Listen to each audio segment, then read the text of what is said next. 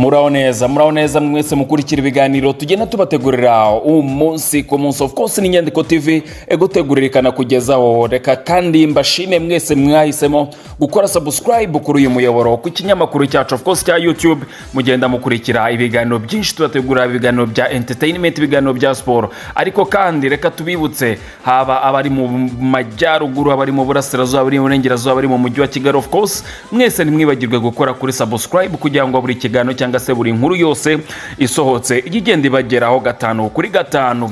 Tugiye kuganira ku ki? Tugiye kuganira ku gikombe cy'isi FIFA World Cup cyatangiye ku wa kane w'icyumweru gishize. Of course ni igikombe cy'isi cyatangijwe n'ibirori bikomeye cyane byarebwe hafi na miliyari 1,200,000.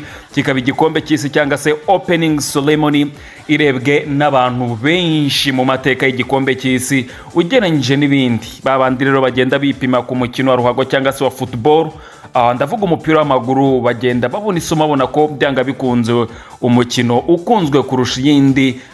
Ibyo si byo tugiye kuganira, nk'uko mbabwiye tugiye kuganira ku mukino umukino wahuje ikipe ya Bafana yo muri Afurika y'Epfo, ariko ikaba ikipe yaraje gukubitwa na Mexique ku mukino ufungura ibitego bibiri byose ku busa. Ariko ari umukino waranzwe n'amakarita menshi, carton rouge, amakarita atukura menshi. Muri uyu umukino uba umukino wa mbere ufungura ugaragayemo amakarita menshi y'umutuku ubwa mbere. Ariko cyane ko n'ikipe ya Afurika y'Epfo mu by'ukuri mu mwaka wa 2010 ubwo yafunguraga igikombe cy'isi, nabwo twarebabwiye cyane ku bantu bakurikiranya imbuga nkoranyambaga zacu z'inyandiko. Of course ikipe nayo yari yarafunguye, navuga ko Mexique na Afurika y'Epfo zari zangiye gufungura igikombe cy'isi zikina umukino, ariko umukino zaje kurangira zinganya, navuga igitego kimwe kuri kimwe. Ndabyibuka ni igitego mu mwaka wa 2010 cyatsinzwe n'uwitwa Chabarara kiza kwishyurwa mu minota ya za 70.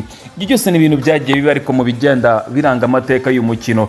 Gusa icyo tugiye kugarukaho ni abafana bo muri Afurika y'Epfo, by'umwihariko iyi Afurika muri rusange, akari ikipe y'igihugu yagaragaye ko ari ikipe y'igihugu yanzwe n'abanyafurika kuruta ayandi. Ibyo byose ni ukubera iki?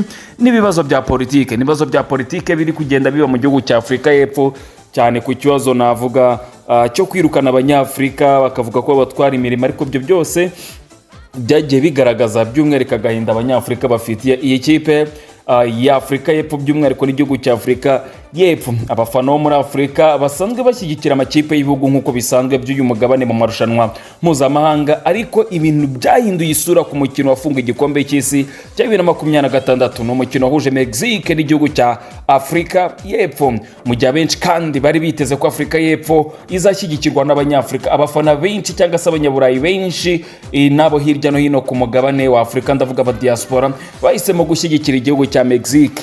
Ku mbuga nkoranyambaga kandi hajya kwirakwira amashusho menshi n'amafoto ndetse n'urwenya, ibyo bakunze kwitwa trolling, agaragaza abantu bambaye ingofero za Mexico bakoresha cyangwa se bakoresha amabendera yayo, ndetse bamwe bagahindura amazina yabo kugira ngo bisanishe n'igihugu cya Mexique nyamara ari abanyafurika.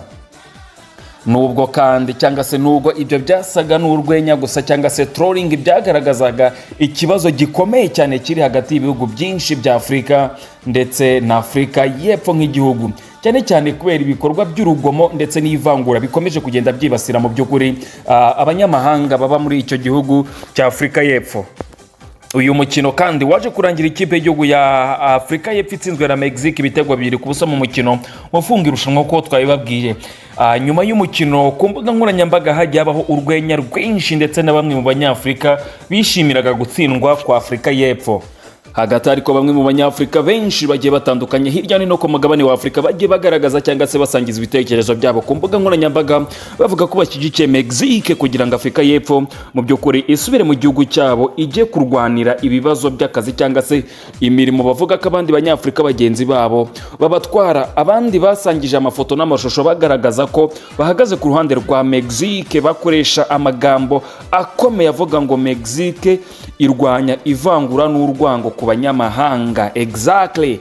So umwe mu bakoresha cyangwa se mu bafana bakomeye witwa Daniel Kaniki, umufana ukomoka muri Repubulika Demokarasi ya Kongo wari uri muri Atlanta Stadium muri Leta Zunze Ubumwe za Amerika, yabwiye BBC ko mu by'ukuri Afurika ari nk'umuryango umwe. So niba ibihugu rero byirukanwa cyangwa se igihugu kimwe gishobora kwirukana bamwe mu banyafurika bo ubwabo bavuga ko babatwara imirimo cyangwa se izindi mpamvu zose zitandukanye, bityo umuntu adashobora nawe kwitwa cyangwa se gushyigikirwa n'abanyafurika. Icyakora ariko si bose batekereza kimwe, kuko nk'umunyagana witwa Venle Quincy uyu yavuze ko mu by'ukuri yarashyigikiye Afurika y'Epfo kuko yumva ari umunyafurika kandi ibikorwa by'urwango ku banyamahanga bikorwa n'agatsiko gato k'abantu atari igihugu cyose. Ibyo byose rero bikaba bigenza bigaragara ndetse bikagira uruhare kuri gahunda cyangwa se kuri gahunda z'igikombe cy'isi.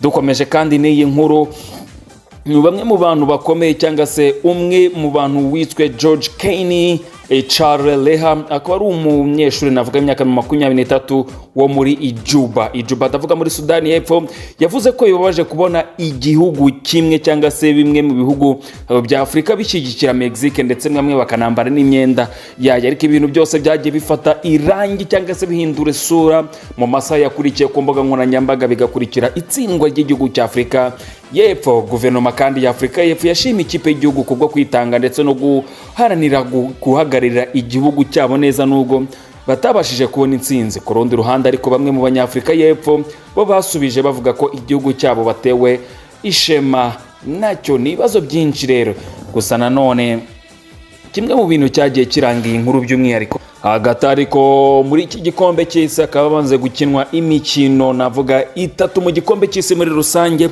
nk'uko nabikubwiye n'umukino wa mbere wa Mexique yahuje igihugu cya Mexique n'igihugu cya South Africa. Umukino wa kabiri ndavuga muri ritsinda A uza guhuza nanone igihugu cya Korea y'Epfo n'igihugu cya Chechnya. N'umukino arangiye South Korea itsinze ibitego 2-1. Nyuma kandi haje gukurikira umukino mu itsinda B ikipe ya Canada yaje kunganya na Bosnia Herzegovina igitego 1-1. Ni nako kandi ku isaa 6 z'ijoro muri uyu munsi, ku isaa 6 z'ijoro of course hari buze kuba hakomeza umukino w'igihugu cya Brazil n'umukino w'igihugu cya Brazil buze guhuza Brazil na Maroc. Akaba ari umukino navuga ukomeye mu mikino yose imaze kuba muri iki gikombe cya Afurika nako muri iki gikombe cy'isi plito mu mbabarire. So bamwe mu bayoboye cyangwa se bamaze gutsinda ibitego byinshi muri iki gikombe cya Afurika hakaba ari umunyamerika witwa Fole Bargun, akaba afite ibitego 2 byose mu bitego 4 Leta Zunze Ubumwe za Amerika zaraye navuga ko zitsinze mu ijoro ryakeye. Ni kandi undi mukurikirana abandi bagiye bafite igitego 1 harimo umunyakanada witwa Kyle Lalin, harimo Giovanni Reina n'abandi benshi mu mikino agiye ibanza kugeza kuri cyane ko ntawe urarenza ibitego 2 mu mukino. Ndakeka yo ariyo makuru navuga y'ingenzi twari turafite ku gikombe cy'isi n'ibibazo biri kugenda bihuza Afurika y'Epfo n'abafana by'umwihariko abanyafurika. Of course hano muri Afurika ariko turaza gukomeza tugenda tubakurikirana kiraki tubisa nkaho mu by'ukuri muraza kutwihangana kwera ikibazo cya technique. Mu by'ukuri umuyoboro wacu warumaze iminsi ufite ariko currently uri ku murongo neza cyane. Komeza ukore subscribe, utange comment, suggestion ikintu tushobora kuzakorera amadocumentary menshi ushobora kuzasanga hano n'ibindi byinshi bitandukanye. Ku munsi w'ejo turaza kubamanukanira transfer zose ziri kuvuga mu ikipe ya Rayon Sport, tumanukane transfer zose ziri kuvuga mu ikipe ya Nyamukandakira mu kibuga cy'Kasimitutu. Of course turaza kubabwira kuri Sekafa Kagame Cup navuga ko uyu mwaka izabera mu Rwanda ni mu kwezi kwa 8, ariko ibintu bizaba ari bicika media. Ndabateguje kuko bivugwa ko mu by'ukuri hazaza amakipe yo mu Barabu agera kuri 5. Hari ikipe yo muri Tunisia, hazaza amakipe 2 yo muri Libya, hakaza amakipe yandi yo muri Algeria no mu Misiri. Biracyari biganira ariko ibyo byose bigatanga isura ndetse n'ishusho y'uko irushanwa rizaba rimeze. Sayo gusa amakipe yacu akomeye mu karere ndavuga Yanga ndetse na Simba Sports Club zano muri East Africa. Of course ni big fishes muri iki kiyaga, ndavuga muri iyi nyanja ya Ruhago by'umwihariko mu karere k'ibiyaga bigari. Ariko APR yacu, Rayon Sport zacu bizagenda bite? Ayo ni amakipe yacu turi kureba ngo ari kwitegura gute iyi Sekafa. Ni byinshi, guma hano ku Nyandiko TV niho ku munsi w'ejo uzakurikiranira amakuru yose ni kuri channel. Gende kaberuka sere tugutegwa nkana kugezaho. Ciao na hejo ntimuzabure.